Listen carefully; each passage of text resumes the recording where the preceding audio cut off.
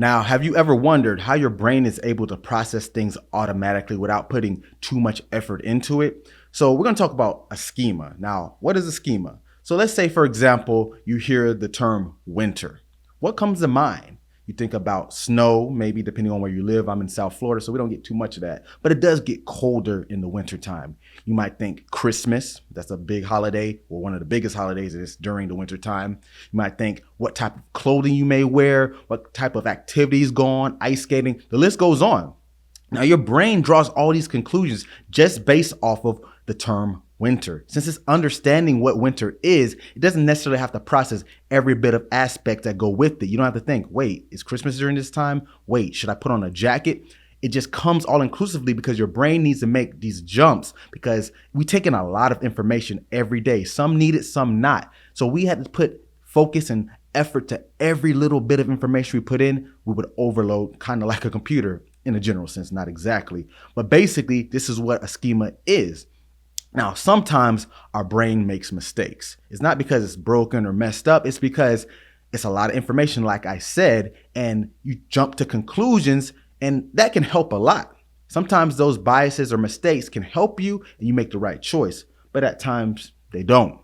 Now, the reason I'm bringing any of this up is because we're going to talk about today on the Mental Breakdown podcast, the Stroop Effect. Now, you may be thinking, what is the Stroop Effect? Well, you probably heard this term. And if you haven't heard this term, you've probably seen it somewhere. I've seen it as a filter on TikTok. People have told me it's being used a lot. And it's even one of the most cited research studies in experimental psychology with over 14,000 citations. So what the Stroop effect is when a word is shown and is not matching the ink of the word written. For example, the word red would be written in blue ink, but you would have to call it blue because it's the color, not the word that we care about.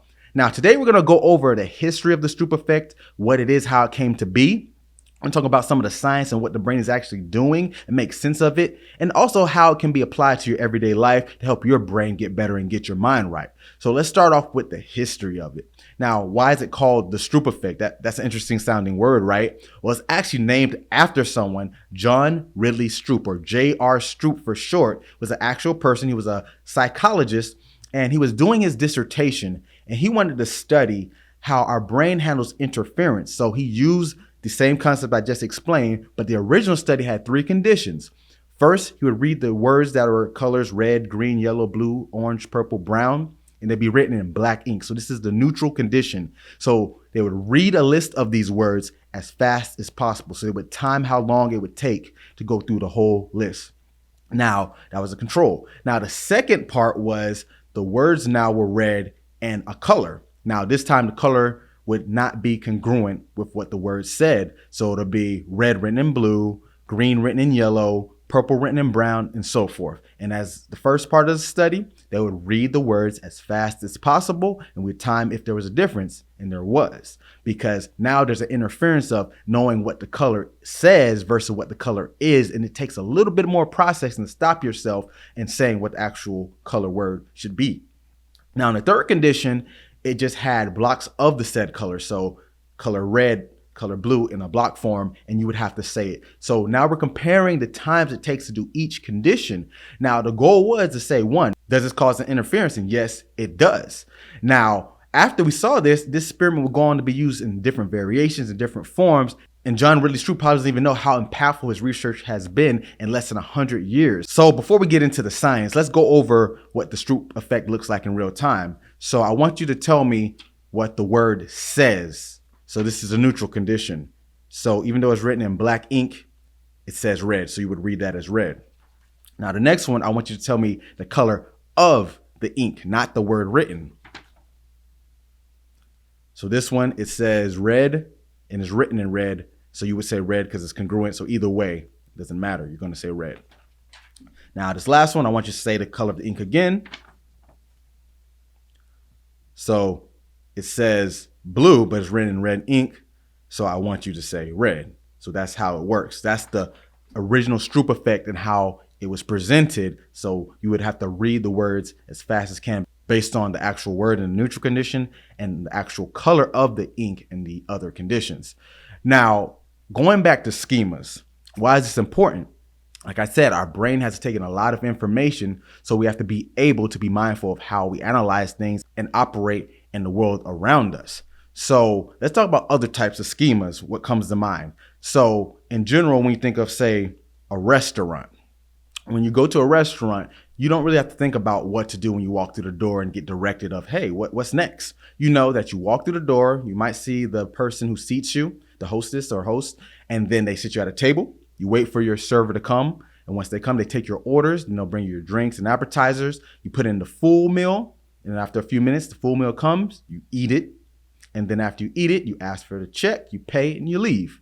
All that has to take place. Now, it sounds pretty straightforward because you've probably been to a restaurant a few times in your life, but all that takes different steps in processing. But our brain knows the scenario of being in a restaurant and what comes with it.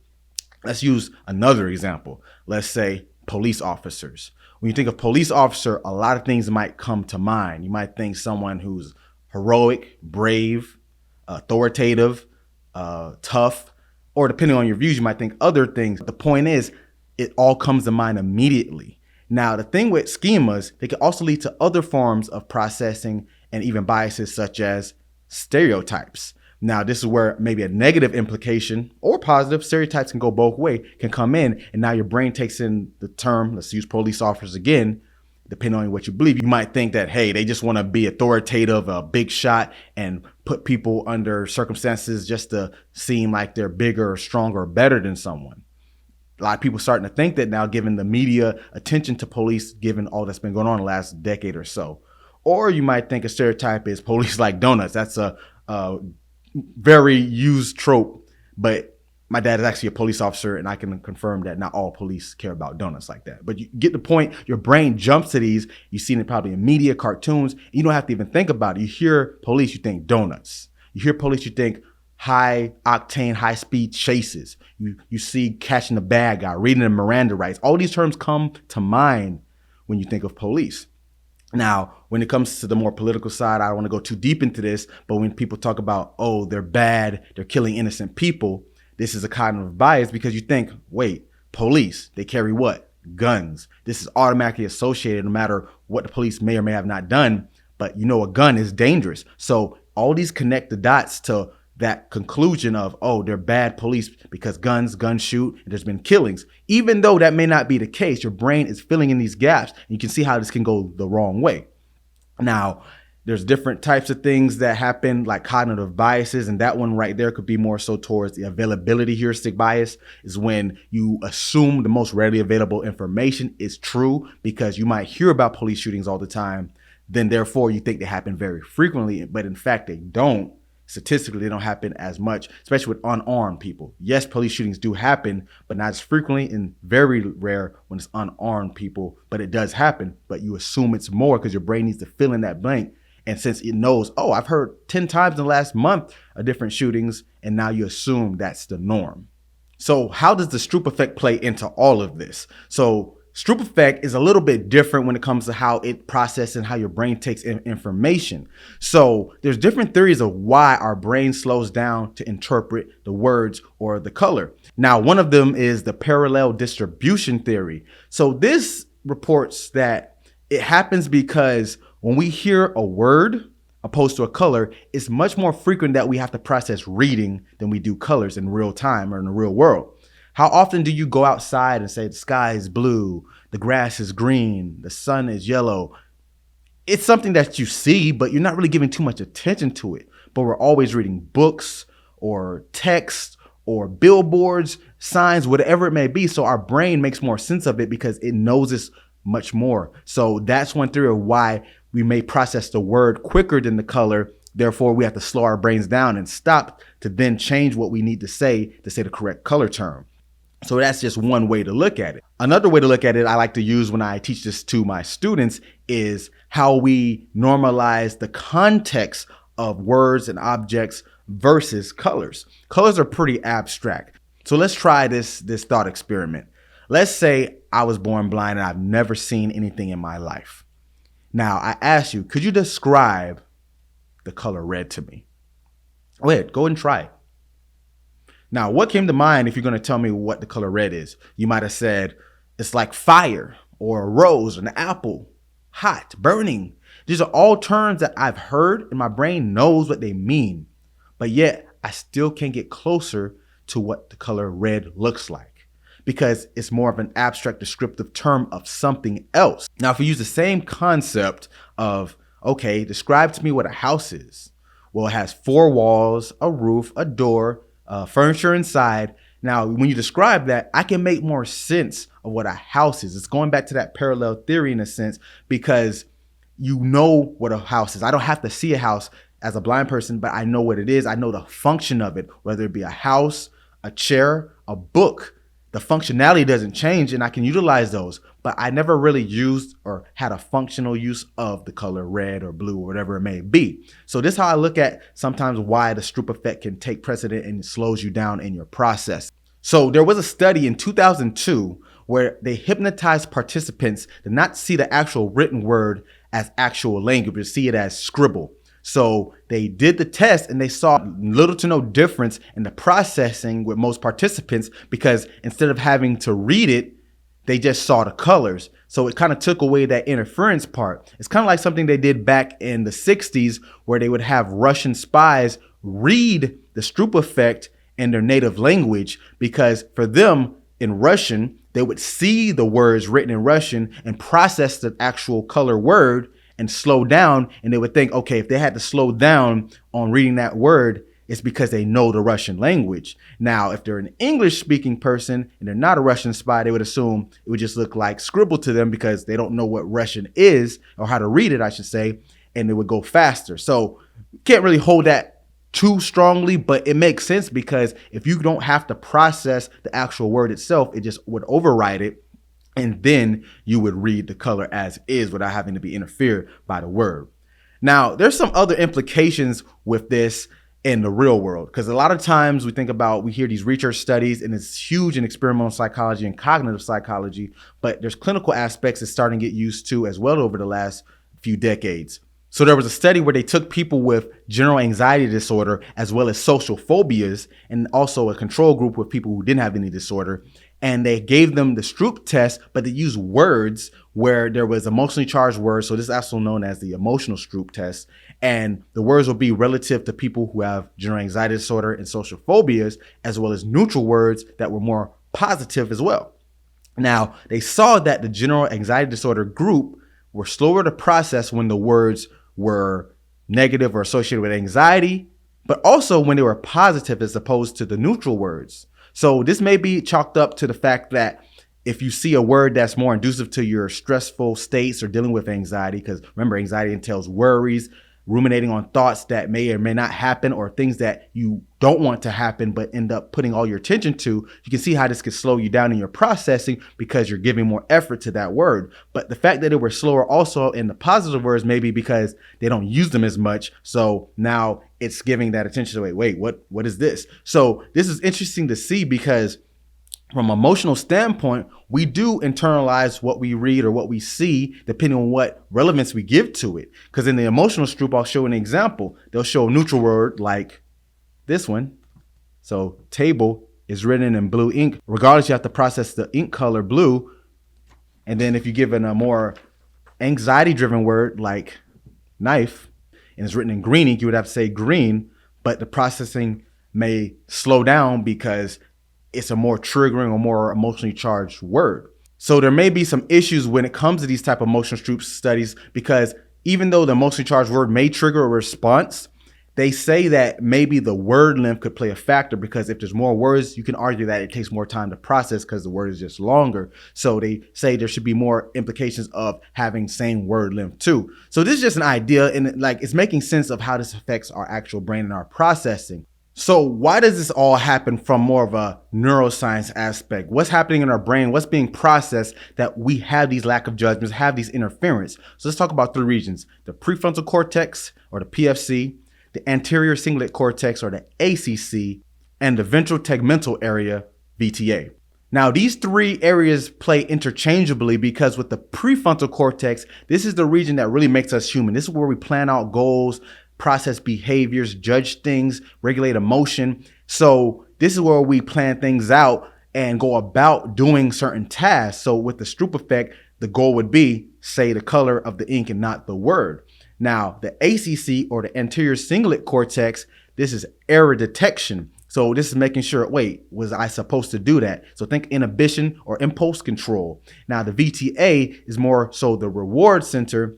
So talk about dopamine response to motivate behavior. So in a general sense, this makes us be able to, one, plan out what to do, make sure what we're doing makes sense or is correct, and getting rewarded or reinforcing said behavior or action so we know to do it again in that same way or alter it to make it better. Now, I like to use an analogy when I teach this to my students of the ACC relationship with the PFC and the VTA. So I use the example of walking your dog.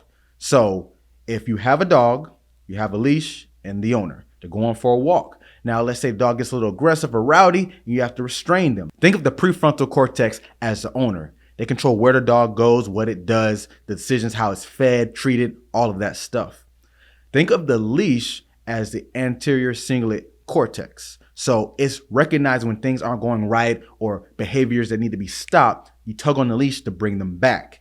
And think of the VTA as giving them a reward or a treat. So this relationship, as you see it goes, we go for a walk, my dog's behaving well, we get back in, I give it a treat and give it a pet, good boy, right? Or if it starts going places not supposed to, I have to give it a little tug and reinforce, like, no, don't go there. That's my neighbor's yard. We don't do that on their lawn, right? So this is an example to make more sense of it. So, because all the technical stuff can get overwhelming sometimes. But all in all, this relationship is important because when we're processing information, like I said, we make biased decisions, misjudgments, and errors all the time. This is just human nature. We're very fallible. The brain, as powerful and great as it is, makes lots of mistakes. And we can override this by practicing and doing different training modalities to make it better. So this is why with Mind Body One, my company, we implement different tasks where you can get better at these types of drills from a cognitive standpoint, and then it can make you better overall. So let's talk a little bit about different types of apps and features of the Stroop Effect. Now, there's an app called Soma NPT that I use very regularly with my clientele. This is great, has a lot of different features, not just with the Stroop Effect, but over 60, 70 cognitive tasks that you can implement. It's very analytical. It uses statistics such as reaction time, variance, rate of correct score, meaning the rate how fast you are when you're correct as opposed to wrong, speed, which is the rate of your response, which is important because if we have reaction time and we have speed, let's say we have two people who have the same average reaction time. So that means they average, say, half a second. But how do we know who's better in this case? Well, speed will tell us how frequently at the rate of their responding, meaning if I have half a second reaction time of both people and person A had a speed of 2.9 where person B had a speed of 3.7, I can see that person B was fast, but fast more frequently. So that's saying like if person A got 0.3, 0.4, 0.7, 0.4, 0.5, 0.4, 0.8, 0.4, very erratic all over the place. But person B got 0.49, 0.5, 0.5, 0.5, 0.5, 0.49, 0.58.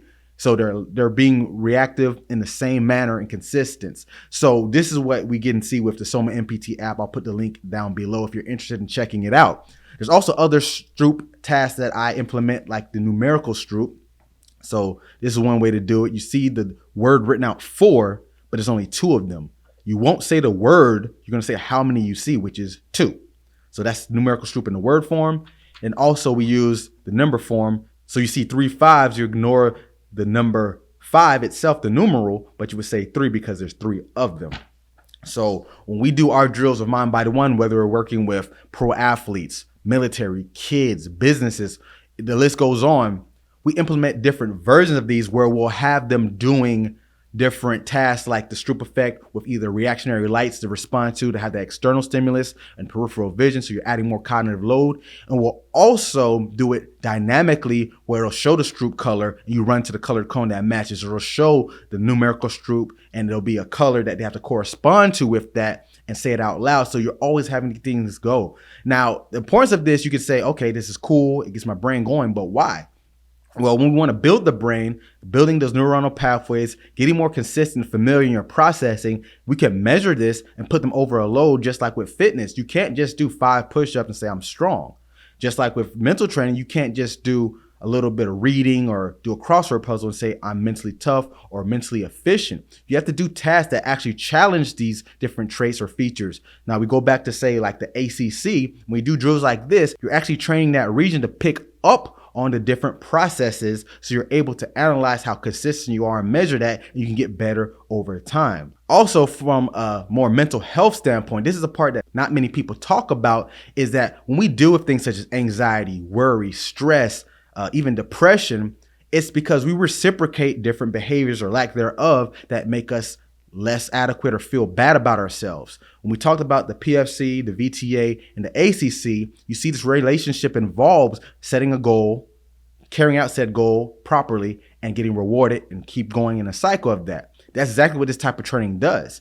Granted, it's not exactly like a real life situation where you maybe get dumped by a girlfriend or a boyfriend or lose your job or have a tough time going, but you can simulate the stress response. And I've talked about this on my video with stress because it's perception. So if I can perceive my abilities and staying consistent and making the correct options, and even if I mess up, reinforcing that I can keep going, you're now wiring your brain to be less susceptible to errors, mistakes, misjudgments, and reinforcing that you can improve. And once you get better consistently, you can see how much times can I repeat said performance, which can reinforce how confident you are, and it just goes full cycle. So now you can applicably train how well you respond to external stimuli and be able to process information with the Stroop effect. Now, I know that was a lot of information and I love telling it, and the Stroop effect goes way deeper. So if you're interested in learning more, I'll leave information down below how to get different programs like our brain active training program that's available now, so you can do these different type of tasks with yourself or your clientele if you work with populations.